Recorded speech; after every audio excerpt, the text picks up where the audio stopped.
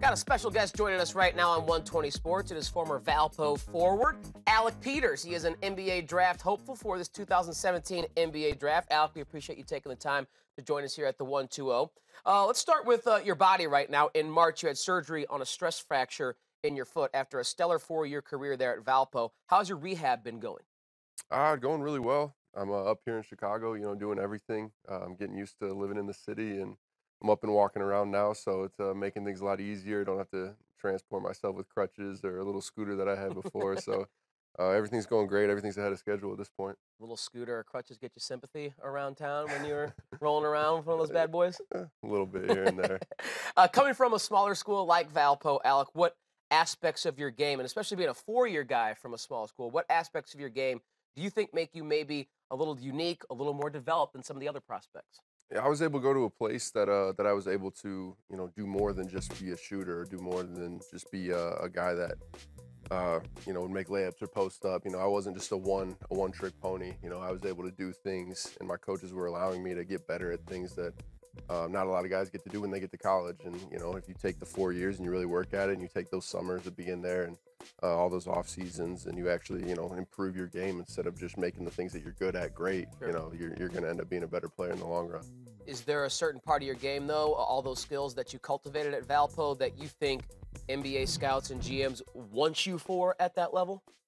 It's always going to be my jump shot. That was the first thing I was really good at, and it's the same thing I still work on to this day. I'm never going to be a perfect shooter until I make every shot I put up. I'm still going to keep tweaking it and practicing it, and doing everything I can to make it as perfect as I can get it. How'd you cultivate that jump shot as a youngster? Did you get it from a parent, or was it just good old-fashioned hard work? My dad spent a lot of time with me. He hired a guy when I was in middle school to help me make sure my elbow was tucked in, to make sure I was following through on my shot using my legs. And since then, it's just kind of been a gradual build up to being able to be stronger, and keeping the ball high. And Coach Drew, my first 3 years at Valpo, was really big into kind of changing my shot from freshman to sophomore year, and made it a lot more fluid and made it a lot more special, I think.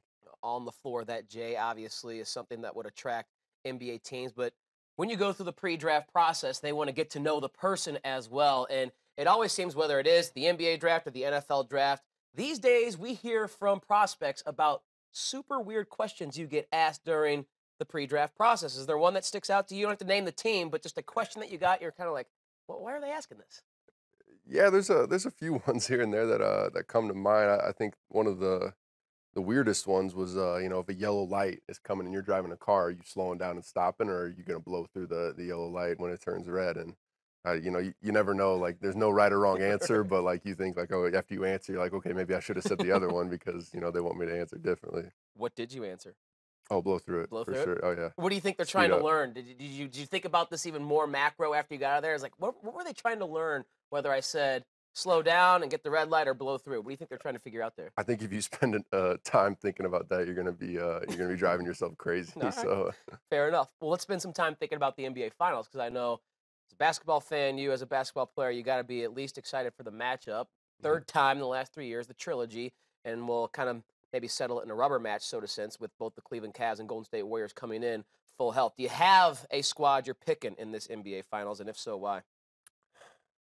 I'm probably gonna have to roll with the Warriors. You have all those guys clicking at one point. That's gonna be really hard to stop. You got KD, Steph, Clay. If they're all shooting the ball well, if they're making the right plays, it's gonna be hard to beat a team that can shoot the ball from behind the arc like they can.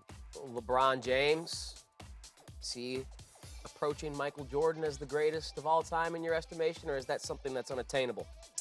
I wouldn't say it's unattainable. I'd say that there's still time left in for his career to end in a way to where everybody is kind of split. I always think Mike is always going to be there in that argument, and at this point he is the greatest of all time. But LeBron's not done yet. I think he's still got another championship or two up his belt, or something to say about it. Well, if you make it to the NBA, when you make it to the NBA, you might have the opportunity to share a floor with LeBron James at some time. Going back to your college days, think of all the great players that you went up against during your 4 years at Valpo. Is there one player that sticks out that was especially impressive to you for whatever reason?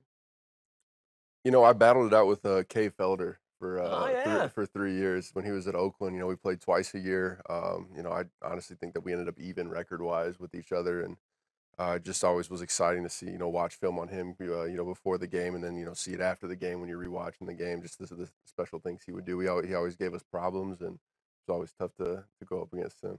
Kay Felder, ironically enough, taken by the or signed by the Cleveland Cavaliers after his collegiate career there in the Horizon League, was been on that team for the bulk of the season. As you look forward to your NBA career, is there one player in particular that you are most excited about potentially playing against?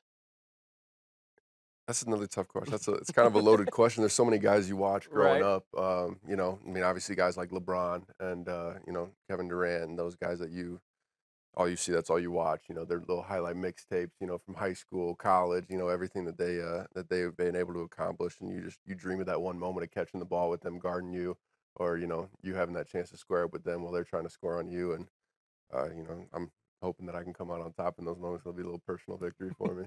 Well, we hope and wish you nothing but the best as you embark on this journey, the 2017 NBA draft. That is Alec Peters, former Valpo forward, big time shooter and scorer in his 4 years there in college, trying to take his talents to the next level. We appreciate you dropping by, Alec, and join us for a quick second on the 120 Sports app. Thanks for having me. Appreciate it.